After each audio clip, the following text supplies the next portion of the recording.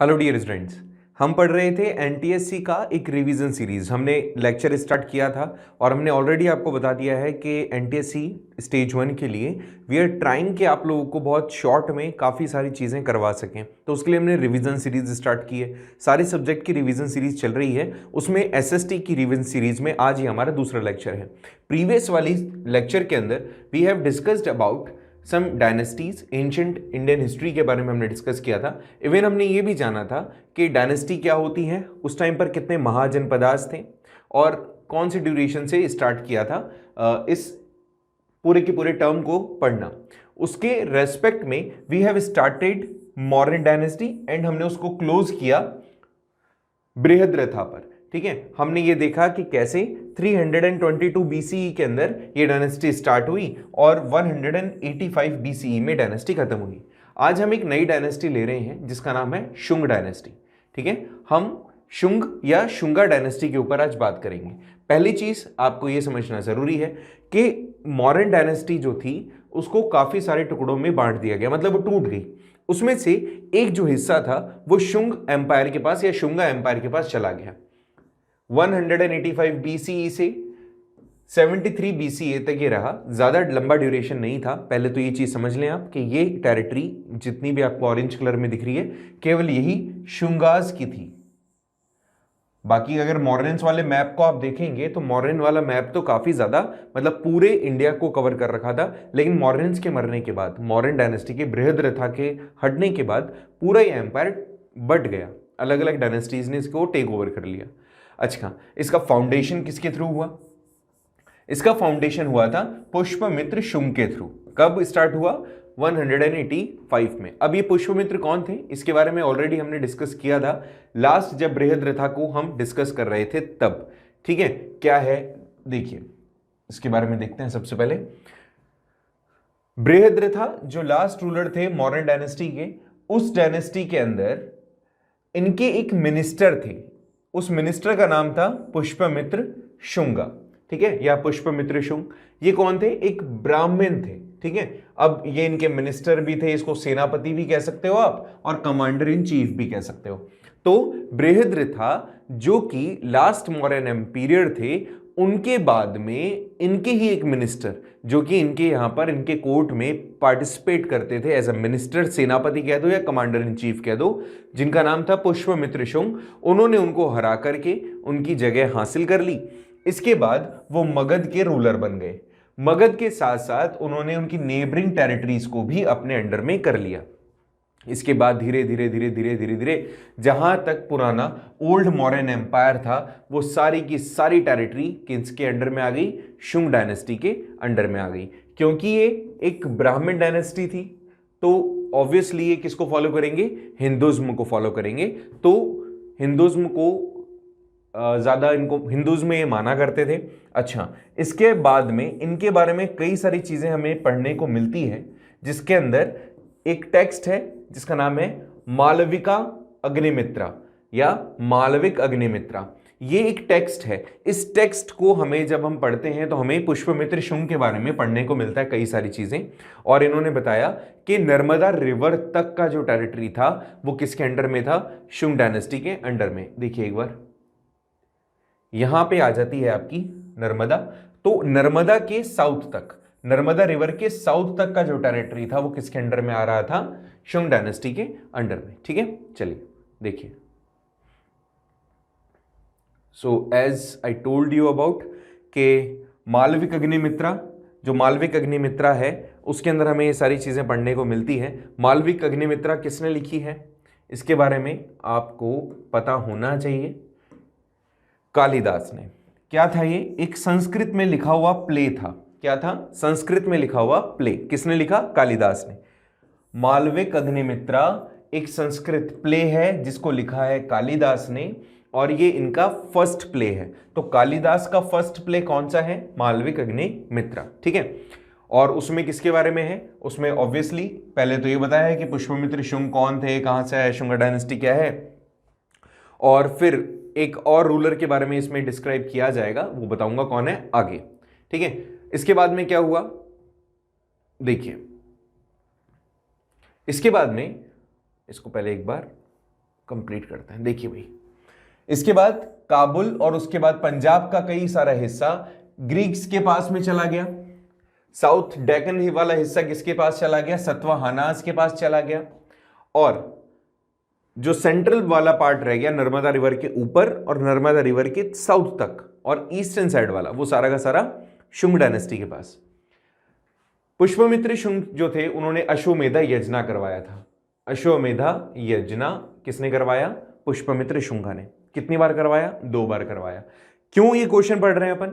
हम इसलिए पढ़ रहे हैं क्योंकि जब ये परफॉर्म कर रहे थे अपना अश्वमेधा यज्ञ, तो उस टाइम पर इनके पास में जो पुजारी थे या ये जो रिचुअल कंप्लीट करवाने वाले थे, जो स्कॉलर थे, ही वॉज पतंजलि। आपने नाम सुना होगा इनका। तो Patanjali was there as a priest in this yagya और इन्होंने अश्वमेधा यज्ञ को पूरा करवाया। अश्वमेधा यज्ञ क्या होता है? अश्व का मतलब होता है घोड़ा, अश्वमेधा यज्ञ एक तरीके का यजन होता है, हवन होता है, यज्ञ होता है, जिसमें घोड़े के ऊपर एक जो राजा होता है वो अपना झंडा जो होता है वो लगा देता है, या फिर उसमें एक तरीके से आप ऐसे बोल सकते हो कि ओपन चैलेंज होता है फॉर एवरीवन, जो उसके नेबरिंग टेरिटरी होती है उनके लिए, कि ये घोड़ा हम छोड़ रहे हैं, ये जहां जाएगा इसकी मर्जी होगी वहां पहुंचेगा।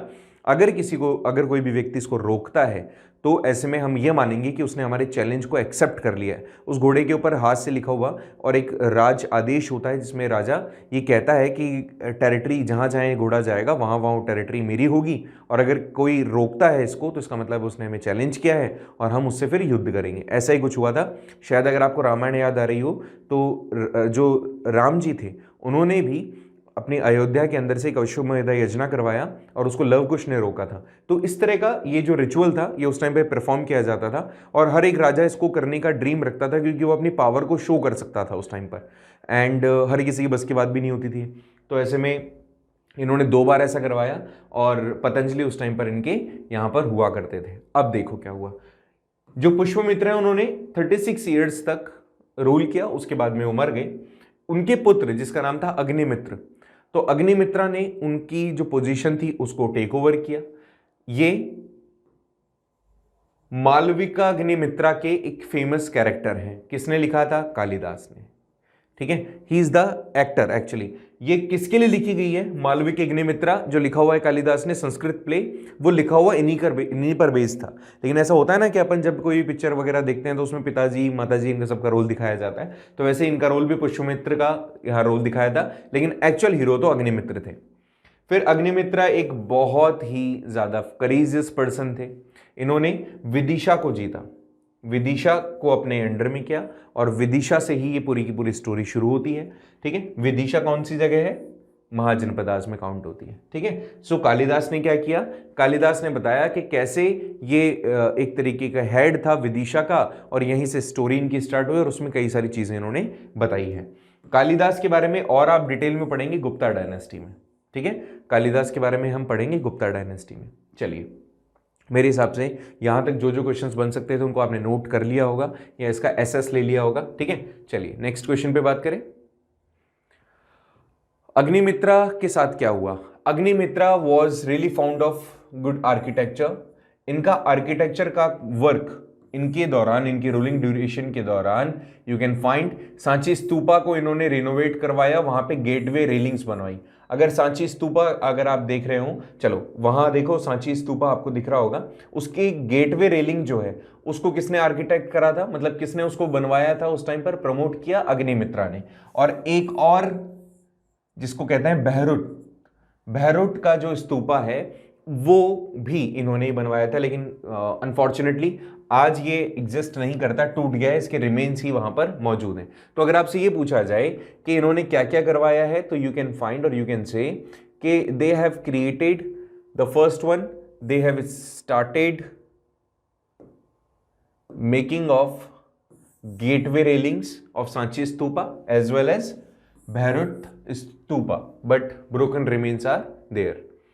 इसके अलावा और भी अगर अपन इस डायनेस्टी के अंदर और किसी की बात करें तो कुछ फेमस डायनेस्टी के रूलर्स यहाँ पर दिखाए गए हैं, बताए गए हैं। पुष्पमित्रा से स्टार्ट होगा अग्निमित्रा, ये तो बहुत ब्रेव थे और लास्ट इनके यही हैं। इसके अलावा जयेशमित्रा आ जाएंगे, भरतक आ जाएंगे, भागवत एंड देवभूति, ये वो मेजर रूलर्स रहेंगे शुंग डायनेस्टी के, बट इनसे क्वेश्चन नहीं बनते हैं। क्वेश्चन बनने वाली ये चीजें थी जो मैं आपको ऑलरेडी बता चुका हूं।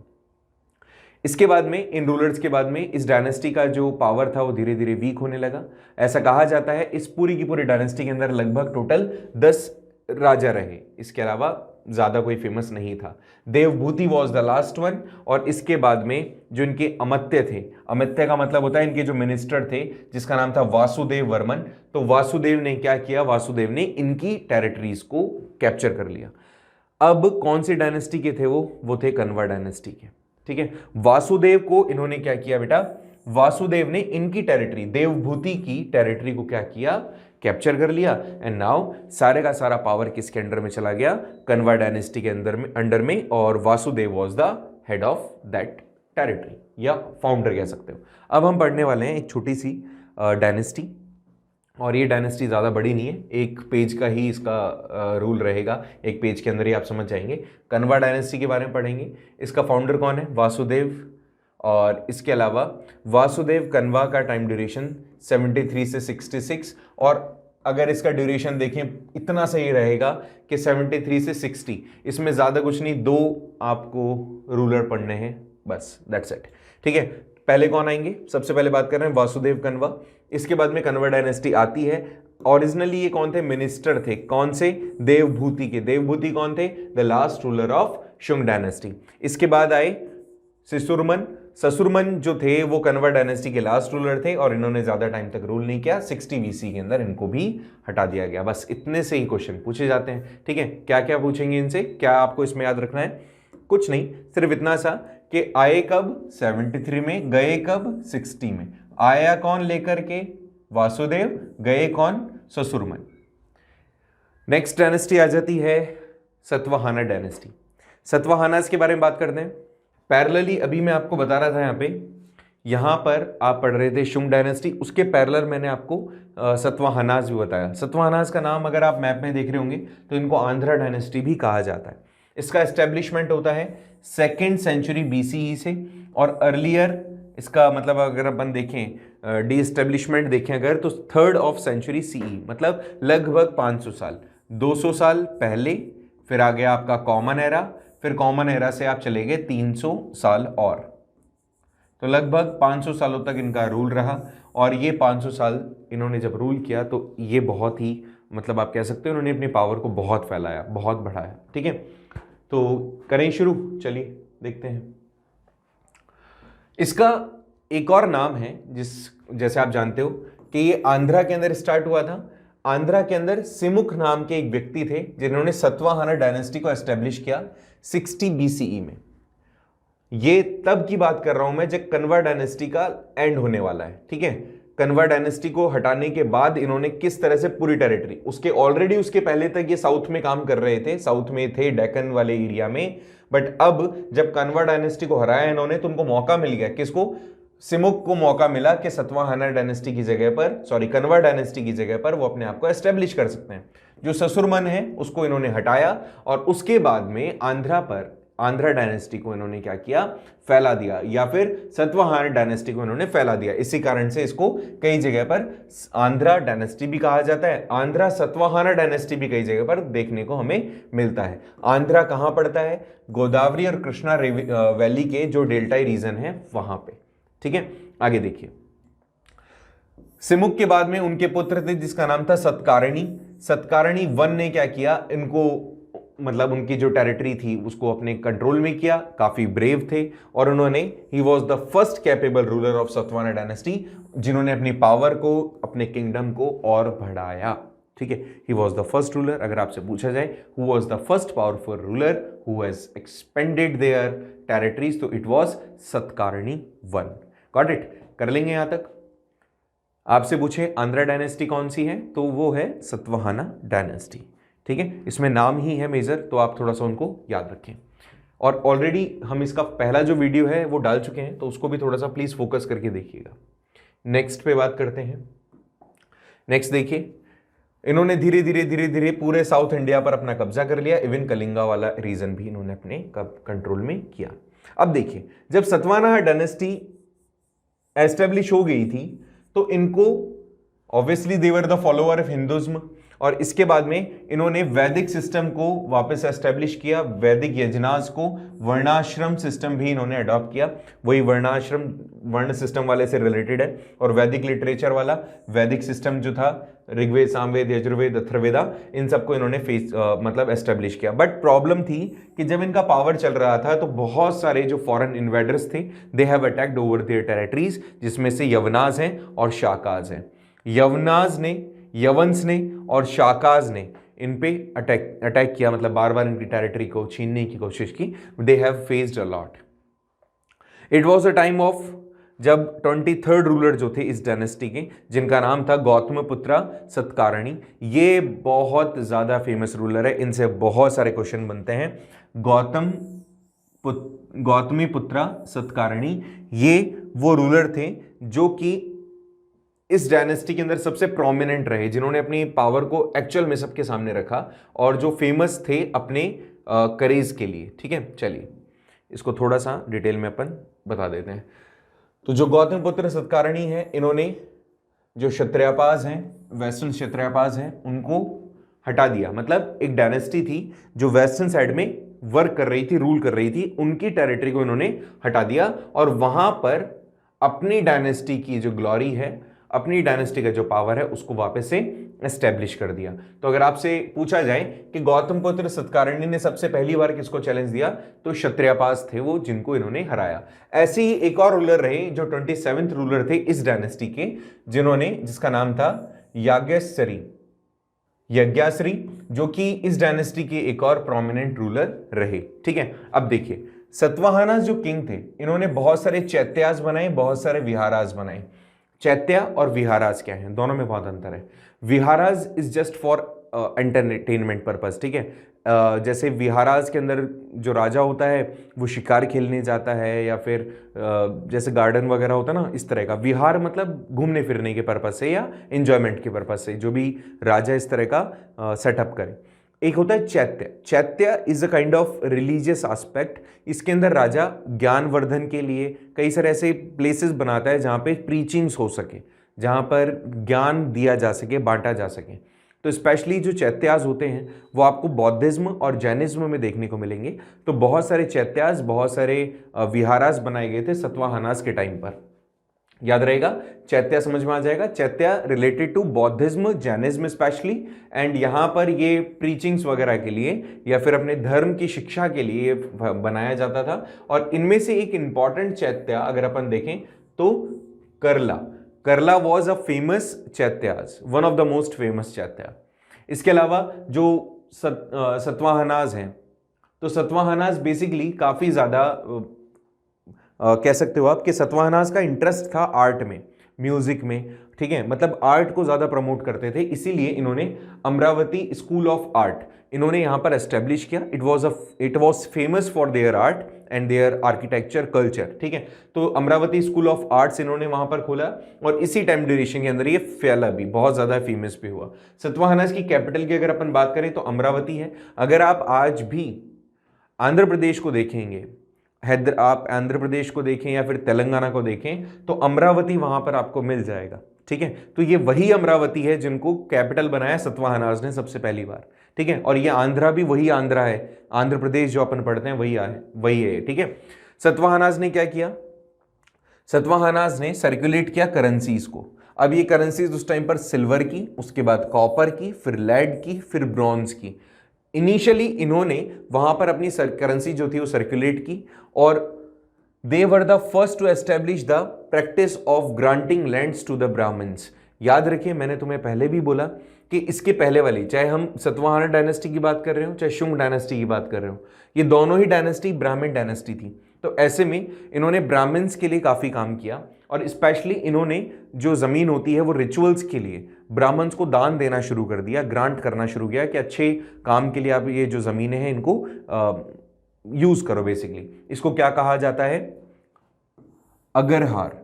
अगरहार was the kind of ritual जिसके अंदर ब्राह्मण्स को they will give the lands to practice their religious जो भी इनकी सेरेमनीज हैं उसके लिए। सतवाहना डायनेस्टी को हटा दिया गया इक्ष्वाकुज के थ्रू।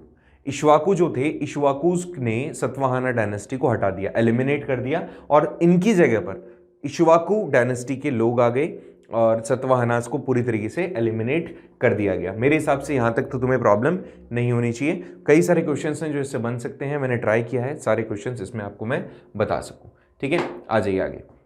बात करेंगे हम गुप्ता डायनेस्टी की। ठीक है, गुप्ता डायनेस्टी बहुत ही फेमस एंड इंपॉर्टेंट डायनेस्टी है, उसको थोड़ा सा अच्छे से आप समझें। अगर मैं यूं कहूं कि गुप्ता डायनेस्टी से ही मैक्सिमम क्वेश्चंस बनेंगे आपके, तो भी गलत नहीं होगा। स्टेज 1 के लिए बात करें या फिर और दूसरे कॉम्पिटिटिव एग्जामिनेशंस की बात करें, तो Gupta dynasty is really important dynasty. So Gupta dynasty जब आई, देखो यहाँ पे सतवाहनास था, सॉरी यहाँ पे शुंग डायनेस्टी थी, फिर कन्वा डायनेस्टी आई, यहाँ सतवाहनास था। ये वाला छोड़ दो आप, क्योंकि इस पे बहुत सारे लोगों ने अटैक किया। और उसके बाद अगर मैं नॉर्थ वाले हिस्से की बात करूं, तो जहां पे मॉरन टेरिटरी थी, मॉरन टेरिटरी का भी कुछ हिस्सा इंडो ग्रीक्स ने ले लिया था, ये वाला हिस्सा है ना। तो ये वाला छोड़ दो, लेकिन मैक्सिमम टेरिटरी इन्होंने वापस से रीगेन कर ली। ठीक है, मगध बहुत ज्यादा इंपॉर्टेंट था। हर कोई देखो बार बार मगध के ऊपर ही जा रहा है। मगध है, पाटलिपुत्र है, ये सारे की सारे वो टेरिटरीज हैं जो काफी प्रोमिनेंट थी उस टाइम भी और इवन अभी भी। ठीक है, अब हम बात कर रहे हैं गुप्ता डायनेस्टी की। अगर हम इंडियन हिस्ट्री के अंदर बात करें तो गुप्ता डायनेस्टी को गोल्डन पीरियड भी कहा जाता है इंडियन हिस्ट्री का। तो क्वेश्चन आ सकता है कि which period is consider as the golden period in Indian history, तो दैट इज गुप्ता पीरियड। ठीक है, तो गुप्ता पीरियड जैसे ही मौर्यन डायनेस्टी का एक तरीके से डिक्लाइन होना शुरू होता है, वहीं पर पॉलिटिकल यूनिटी बनना शुरू हो जाती है। किनके बीच में? कुशानास के बीच में और सतवाहनास के बीच में। तो ऐसे में इन्होंने सतवाहनास ने और कुशानास ने मिलकर के एफर्ट डाला कि नॉर्थ के अंदर भी ये अपनी पावर एस्टेब्लिश कर दें, बट इनकी पावर लिमिटेड ही रही। क्यों? क्योंकि ऊपर एक नई डायनेस्टी उस टाइम तक आ चुकी थी जिसका नाम था गुप्ता डायनेस्टी। मतलब ऐसे समझें, कुशानास और सतवाहनास ने मिलकर के ट्राई किया कि नॉर्थ वाली टेरिटरी, इंडो ग्रीक्स इधर हैं, उधर कुछ दूसरी टेरिटरीज हैं, उन सारी टेरिटरीज को क्या कर लिया जाए, अपने में मिला लिया जाए। लेकिन उस टाइम तक नॉर्थ में गुप्ता डायनेस्टी आ चुकी थी और गुप्ता डायनेस्टीज माना जाता है कि गुप्ता डायनेस्टीज ने इन सभी को रोक दिया, लिमिटेड रखा, आगे बढ़ने नहीं दिया। गुप्ता डायनेस्टी का इमर्ज कैसे हुआ, उसके पीछे थ्योरी ये है कि it was the time of 273, जब गुप्ता डायनेस्टी के अंदर कुशानास के जो फ्यूडल लॉर्ड्स थे, उनसे ही इस डायनेस्टी का एक तरीके से ओरिजिन होता है या इमर्ज हुए।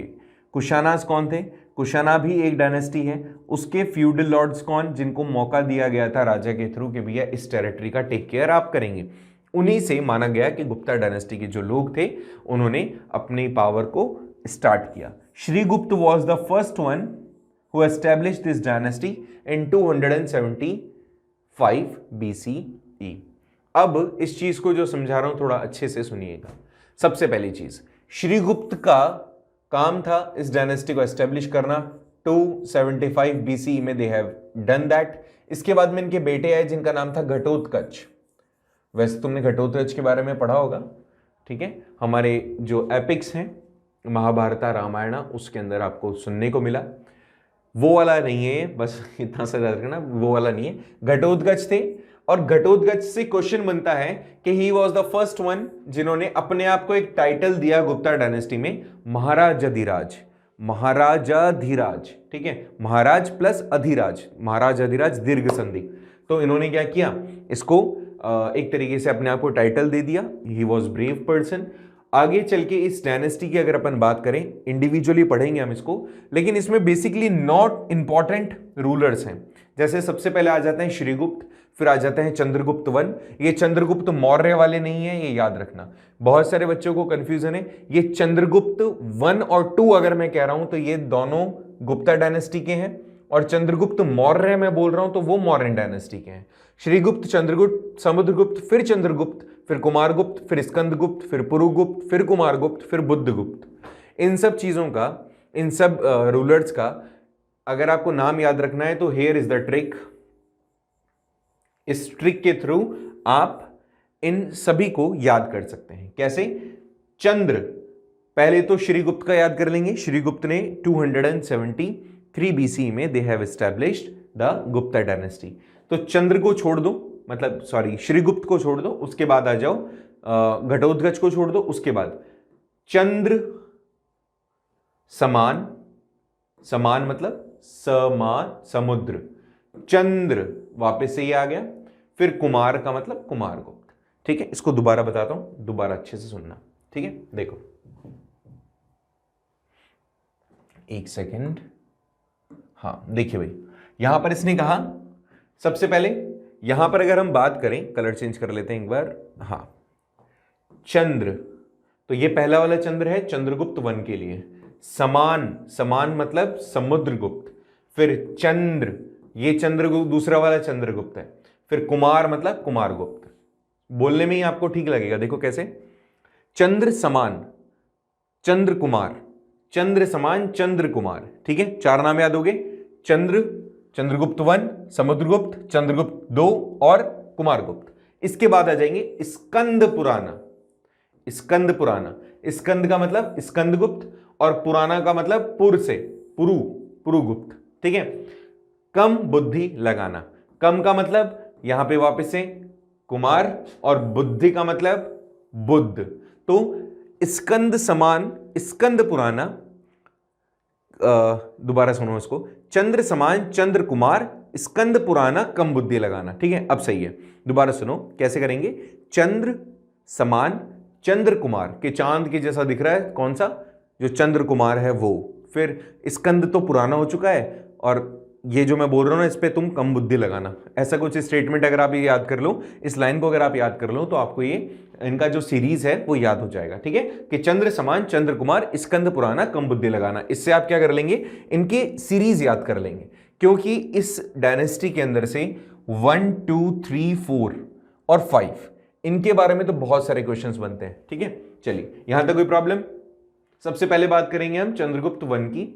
ठीक है, तो चंद्रगुप्त वन सबसे पहले आए आपके श्रीगुप्त, श्रीगुप्त के बेटे थे घटोत्कच, घटोत्कच के बेटे थे चंद्रगुप्त फर्स्ट, ये रूलर बनते हैं। चंद्रगुप्त वन सबसे पहले पावरफुल रूलर रहे इस डायनेस्टी के, गुप्ता डायनेस्टी के। फिर इन्होंने महाराज अधिराज जो था टाइटल, उसको गेन किया। देखिए घटोत्कच का था महाराज अधिराज, मैंने वहां पर बताया, इन्होंने महाराजा का लिया था, सॉरी टाइटल क्या लिया है, महाराजा का। ठीक है, महाराज अधिराज नहीं, महाराजा। और जबकि जो इनके बेटे थे, उन्होंने कहा कि पिताजी से एक कदम आगे चलते हैं, उन्होंने कहा महाराज अधिराज। ठीक है, ये मगर नहीं है, MHA। ठीक है, महाराज अधिराज। इन्होंने जो शादी की वो की कुमार देवी से, या फिर आप ये कह सकते हो लिच्छवी की जो प्रिंसेस थी, लिच्छवी वॉज एन टेरिटरी, उसकी जो प्रिंसेस थी कुमार देवी, उनसे इनकी शादी हुई। चंद्रगुप्त वन ने एक नया एरा स्टार्ट किया। ये क्वेश्चन प्रोमिनेंट है, प्लीज इसको अच्छे से मार्क कर लीजिएगा। इट्स प्रोमिनेंट क्यों, क्योंकि इन्होंने कहा कि अब से ये जो टाइम ड्यूरेशन है, ये जो अभी हम टाइम देखते हैं उससे हमें कोई मतलब नहीं, अब से नया मतलब एक तरीके से वर्ष शुरू हो रहा है। वो अपन बोलते हैं ना जो 0001 1 जनवरी, वो वाला ऐसा। तो इन्होंने कहा कि नया एरा स्टार्ट किया। कब, उस टाइम पर थे 390 CE, उस टाइम से इन्होंने कहा अब स्टार्ट हो गया, पुराना उराना चला गया सब, अब से नया कैलेंडर स्टार्ट करेंगे। तो गुप्ता एरा में सबसे पहली बार नया एरा स्टार्ट करने वाले कौन थे, तो चंद्रगुप्त वन। इसके बाद समुद्रगुप्त अपॉइंट किए गए चंद्रगुप्त की जगह, मतलब कौन आया इसके बाद में, चंद्रगुप्त वन के बाद में आए समुद्रगुप्त। ठीक है, देखें भाई, समुद्रगुप्त जब आए तो इस टाइम पर जो गुप्ता डायनेस्टी थी वो काफी तेजी से फैलने लगी, बढ़ी और बढ़ी। तो देखो भाई क्या हुआ, इनके एक कोर्ट पोइट थे।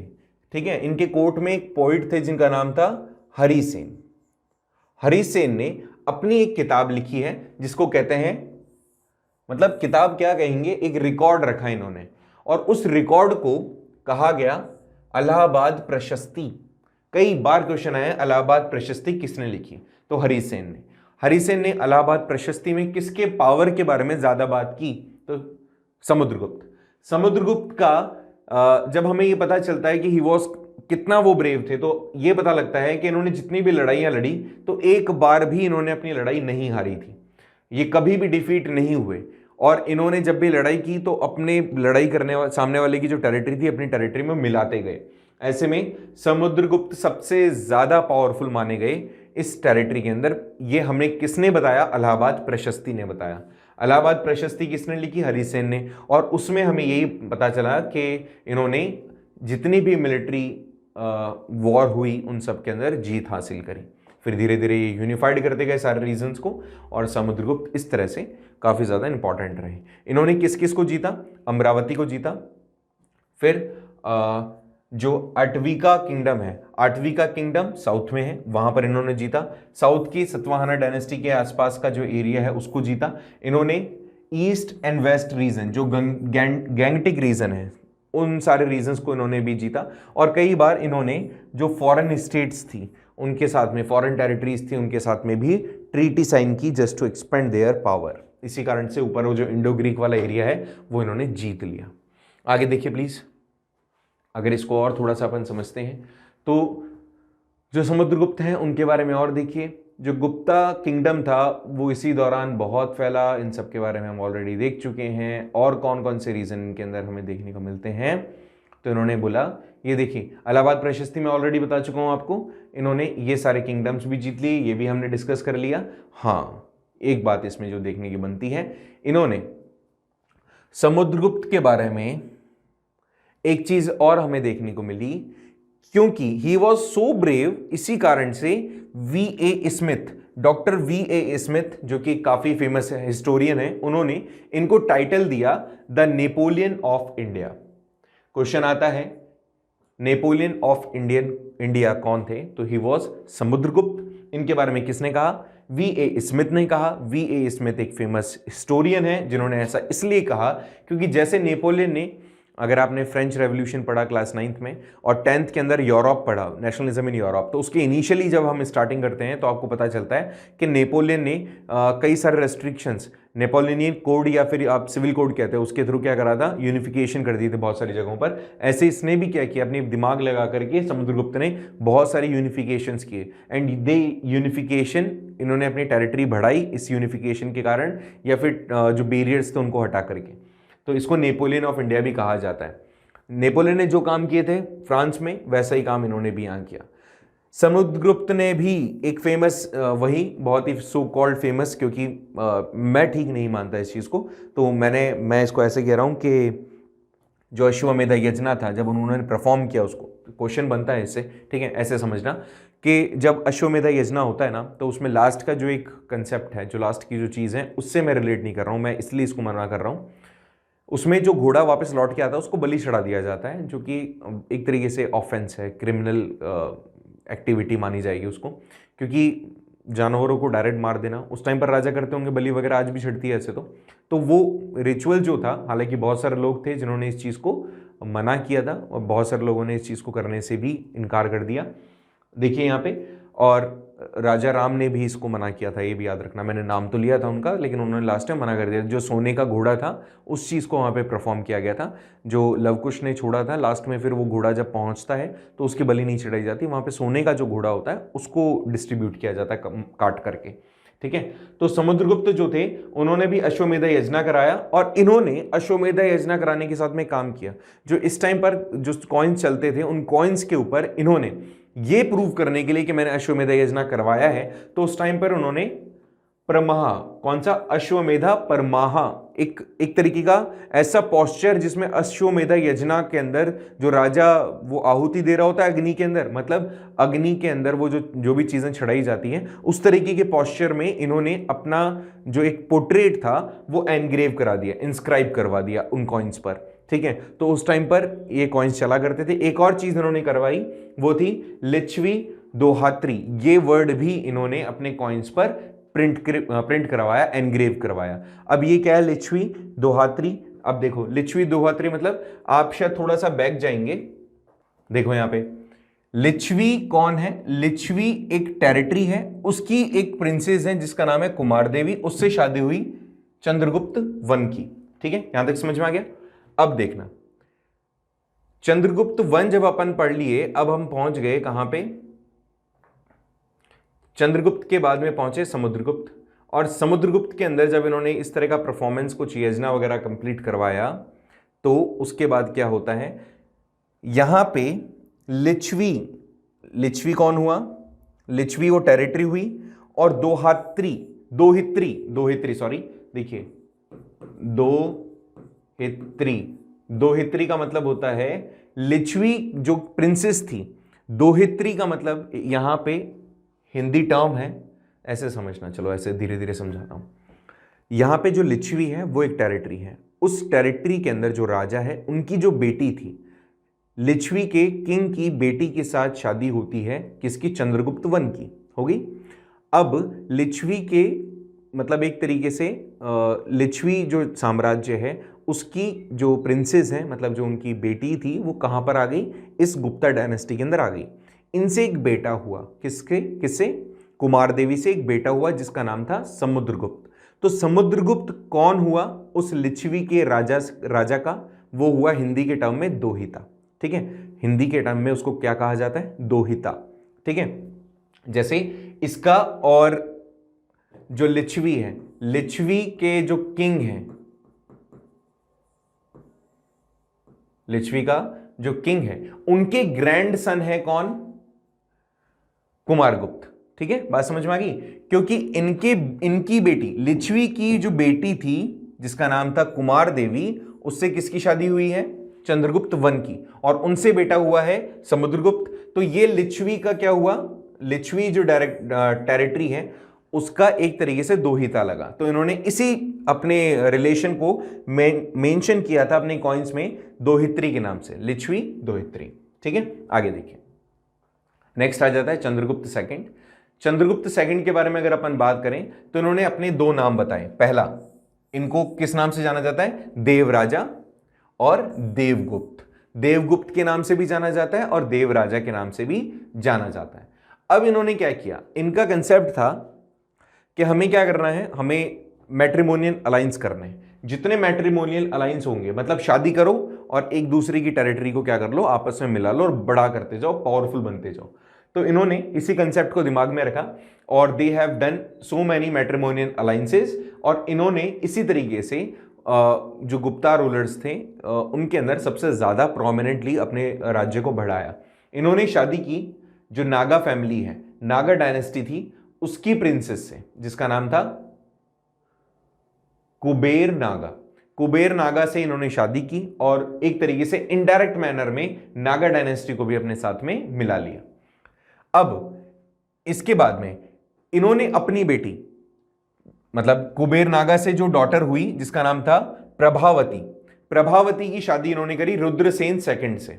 ये रुद्रसेन सेकंड है वकाटक किंग। वकाटक कौन है, एक और डायनेस्टी। ठीक है, इसमें कंफ्यूज नहीं होना, बहुत सारे डायनेस्टीज आती जाएंगी। आपको जो जो मैं क्वेश्चन बोल रहा हूं केवल उसको याद रखो, इतना ज्यादा एंशिएंट हिस्ट्री आप पढ़ोगे तो कंफ्यूजन हो सकता है।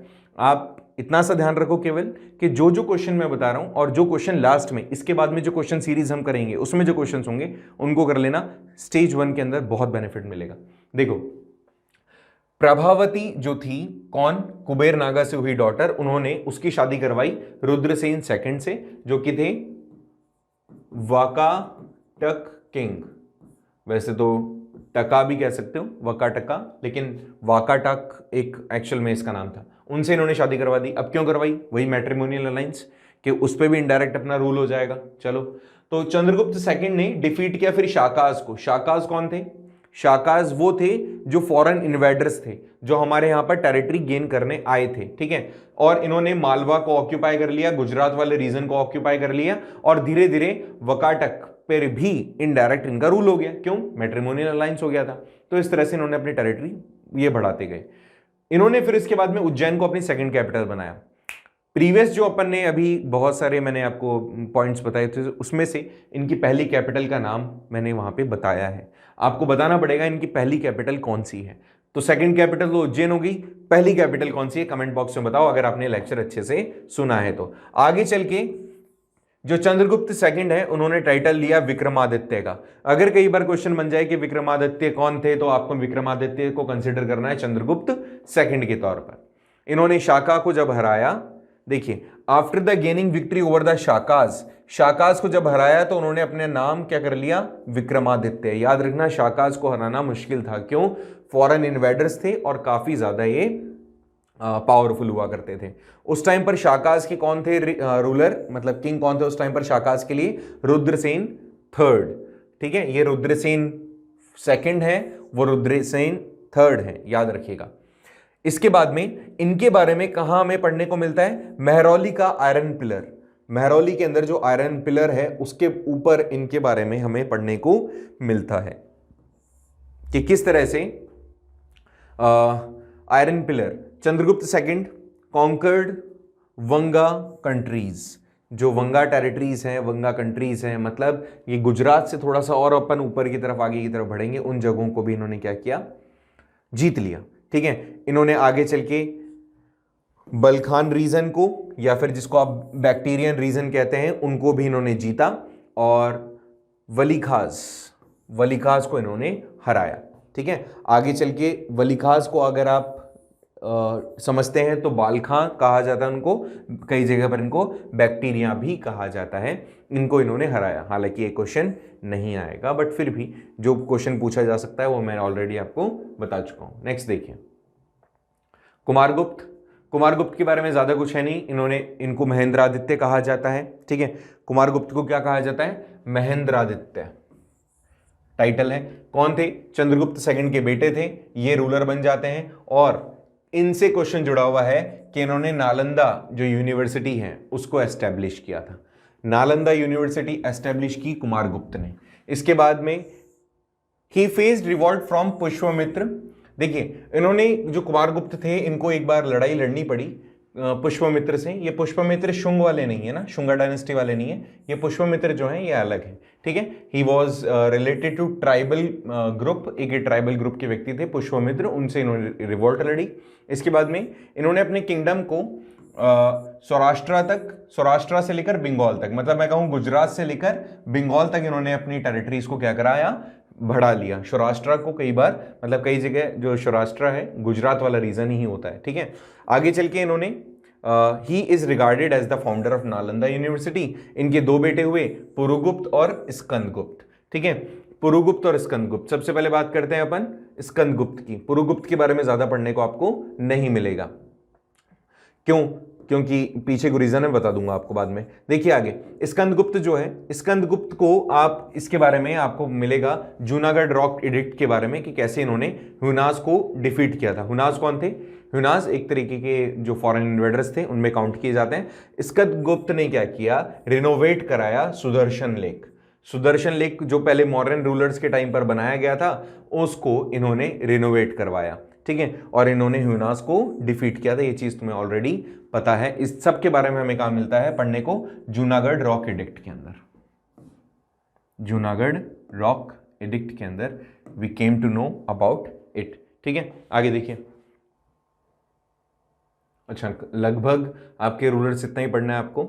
ठीक है, और चलिए देखो, कुमारगुप्त महेंद्रादित्य है, पुष्पमित्र के साथ उनकी लड़ाई हुई, ये पुष्पमित्र शुंग डायनेस्टी वाले नहीं है, नालंदा यूनिवर्सिटी इन्होंने बनाई। पुरुगुप्त स्कंदगुप्त इनके दो बेटे हुए, पुरुगुप्त छोटी एज के अंदर ही मर गए थे, इस कारण से इन्होंने टेरिटरी को नहीं जीता था। इसके बाद में स्कंदगुप्त है, स्कंदगुप्त के बारे में हमें जूनागढ़ रॉक एडिक्ट में पढ़ने को मिलता है। इनके बारे में ये माना जाता है कि इन्होंने ह्यूनास को हराने वाले पहले पर्सन थे, और सुदर्शन लेक गुजरात वाली इन्होंने क्या की, रिनोवेट करवाई, जो कि पहले मॉडर्न्स ने बनाई थी। गुप्ता कल्चर की अगर अपन बात करें तो ऑब्वियसली ये भी जो लोग थे वो वैदिक रिलीजन को फॉलो करते थे, अश्वमेध यज्ञ किया करते थे, और बौद्धिज्म जैनिज्म को फॉलो करते थे। एडमिनिस्ट्रेशन एक्सीलेंट हुआ करता था, क्राइम बहुत ही रेयर था इनके टाइम पर, और इस टाइम पर जो टैक्स बर्डन था वो भी बहुत कम था, और संस्कृत को लेकर के काफ़ी ज़्यादा ये सीरियस थे। ऑफिशियल लैंग्वेजेस में संस्कृत को ये यूज़ किया करते थे। लिटरेचर का, आर्ट का गुप्ता ड्यूरेशन में काफ़ी ज़्यादा prominently we can say development हुआ। कालिदास की बात करें, शूद्रक की बात करें, विशाखदत्ता की बात करें, अमर सिंह की बात करें, ये वो प्रोमिनेंट लिटरेचर या आप कह सकते हो राइटर्स थे जो इस ड्यूरेशन के अंदर इमर्ज हुए, या फिर बोल सकते हो काफ़ी ज़्यादा फेमस हुए। कालिदास के बारे में शुंग डायनेस्टी में भी हमने पढ़ा था, कई सारे अच्छी पोएम्स, कई सारे अच्छे ड्रामाज इन्होंने लिखे हैं। इन्होंने क्या क्या लिखा है, रघुवंश, मेघदूत और अभिज्ञान शकुंतलम, ये काफ़ी ज़्यादा फेमस है। अभिज्ञान शकुंतलम तो आपकी शायद टेक्स्ट बुक में भी था अगर आप छोटी क्लासेस के अंदर थे तब। कल्चर की बात करें तो नो डाउट इसके अंदर और भी सेम वही कल्चर्स में बहुत सारे लोगों के बारे में बताया, अलग अलग लोगों ने अलग अलग कंपोजिशंस की है। अमर सिंह का देख लेना, अमर कोश काफ़ी ज़्यादा फेमस है, ठीक है। इसके अलावा अगर हम विशाख दत्त की बात करें तो मुद्रा रक्षणा, और ऐसे ही शुद्राका ने भी ब्रैचिकटकम, ठीक है। इसके अलावा अगर अपन देखें तो इसी टाइम ड्यूरेशन के अंदर मैथमेटिक्स में, एस्ट्रोनॉमी में, मेडिकल साइंस के अंदर भी काफ़ी ज़्यादा प्रोग्रेस हुआ। आर्यभट्ट, वराहमिहिर, ब्रह्मगुप्त, इन लोगों ने काफ़ी ज़्यादा मैथमेटिक्स, एस्ट्रोलॉजी को डेवलप होने के अंदर मदद की। मतलब मैं ये कह सकता हूँ कि गुप्ता ड्यूरेशन में आर्यभट्ट, वराहमिहिर और ब्रह्मगुप्त जैसे लोग हुए। इस टाइम ड्यूरेशन में आर्किटेक्चर के या स्कल्पचर्स के, पेंटिंग्स के, म्यूज़िक के काफ़ी ज़्यादा इन सब का प्रोग्रेस हुआ, डेवलपमेंट हुआ। मतलब गुप्ता डायनेस्टी को इसीलिए तो हम गोल्डन डायनेस्टी और गोल्डन टाइम ड्यूरेशन भी कहते हैं इंडियन हिस्ट्री का। अगर इसकी सोसाइटी की बात करें तो यहाँ पे सोसाइटी जो थी वो डिवाइडेड थी कास्ट सिस्टम में, वर्णा सिस्टम था। ब्राह्मण, क्षत्रियास, वैश्य, शूद्रास यहाँ हुआ करते थे। बाय बर्थ कास्ट डिसाइड हो जाती थी, काम के हिसाब से, स्किल्स के हिसाब से नहीं होता था। वुमेन्स को काफ़ी ज़्यादा रेस्पेक्ट थी सोसाइटी के अंदर, काफ़ी ज़्यादा प्रोमिनेंटली इनको माना जाता था, इम्पॉर्टेंट माना जाता था। वेल सिस्टम यहाँ पर क्या था, एग्जिस्ट नहीं करता था, मतलब घूंघट प्रथा यहाँ नहीं थी। और 8 टाइप की मैरिजेस यहाँ पर हुआ करती थी, 8 टाइप की मैरिजेस। इसके अलावा विमेन का जो पोजीशन था उसको आप कैसे और ज़्यादा मान सकते हो अच्छे से, कि यहाँ पर अगर हस्बैंड की डेथ होने पर उसकी जो प्रॉपर्टी होती थी पहले उसकी वाइफ को और उसके बेटे को इक्वली डिवाइड होती थी, लेकिन ज़्यादा प्रॉपर्टी पे राइट वाइफ का होता था। तो आप ये मान सकते हो इसी कारण से यहाँ पे वुमेन को ज़्यादा रेस्पेक्ट दी जाती थी। ये चीज़ समझ में आ गई? चलिए, तो इस तरह से बेसिकली हमने गुप्ता डायनेस्टी जो है उसको कंप्लीट किया। हमने कन्वा डायनेस्टी पढ़ा, सतवाहनास पढ़ा, और जो पहले हमने मौर्यन डायनेस्टी पढ़ा था। इस तरह से डायनेस्टी पढ़ते हुए एंशिएंट इंडिया का एक इंपॉर्टेंट हिस्सा जो है अपन कंप्लीट कर चुके हैं। इसके आगे अपन डिस्कस करेंगे नेक्स्ट लेक्चर में एंशिएंट हिस्ट्री को। तब तक के लिए आप इसको रिवाइज करेंगे, कोई प्रॉब्लम आए तो पूछें। थैंक यू सो मच, मिलते हैं नेक्स्ट क्लास में।